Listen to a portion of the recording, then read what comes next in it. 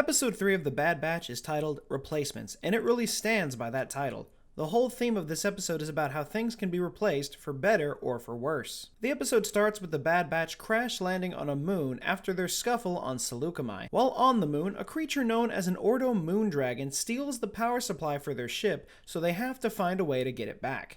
However, during the crash, Wrecker hits his head and is out of commission, so Hunter has to get over his fear of something happening to Omega and allows her to help him find the power supply. While this is going on, we finally get back to see what is happening with Crosshair on Kamino. We learn that Project Warmantle is taking effect with the enlistment of non-clone soldiers who Tarkin believes can be more beneficial than clones. With Crosshair as their leader, the newly formed unit is sent back to Onderon to take out Saw Gerrera since Clone Force 99 refused in the first episode. However, during the action, one of the new troopers decides not to follow through with orders, those orders being to kill everyone in Saw's group. Crosshair kills the trooper for not complying, and the rest of the troopers finish the job. After returning to Kamino, we get some really interesting close-up shots of Crosshair. Every time the camera lingers on him, it looks as if he's feeling remorse, and I really think he's starting to miss the rest of the Bad Batch. After all, the inhibitor chip only makes him follow orders. It doesn't make him lose all emotion, which we kinda get an explanation of from Omega, as she explains to Hunter that it's not Crosshair's fault for how he's acting, and that it's all the inhibitor chip.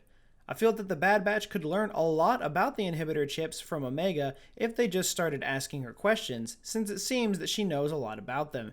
Yet no one has thought to do so yet. Before finishing the mission to get the power core, Hunter is knocked unconscious. Omega takes it upon herself to go after the Ordo Moondragon and is able to secure the part and get back to the ship with Hunter. After getting back to the ship, we have a nice moment between Omega and Wrecker. Since Wrecker wasn't able to help Hunter, he decided to make a small room for Omega on board the ship, so she can have her own space. And while it's a great moment, it doesn't distract from the fact that Wrecker has spent the entire episode rubbing his head from the crash. But it's the problem that he's rubbing it in the exact spot where his inhibitor chip is. I don't know if he somehow activated it by hitting his head, but my gut tells me that this doesn't bode well for the next few episodes. But that's my quick review of episode 3 of The Bad Batch. What did you think of this episode? Overall, I think the show is still carrying itself very nicely, and I'm excited to see what happens next. But let me know all of your thoughts in the comments below. Remember to like the video and subscribe if you haven't, and remember, the Force will be with you. Always.